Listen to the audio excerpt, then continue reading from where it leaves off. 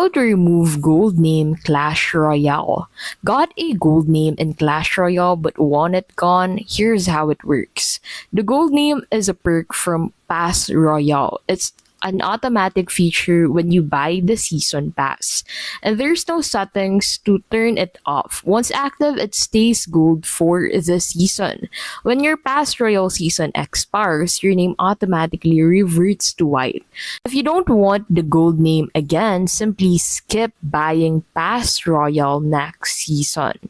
And that's it. The gold name is temporary. Let your pass royal expire to go back to normal, and that is how you can basically remove the gold name on Clash Royale.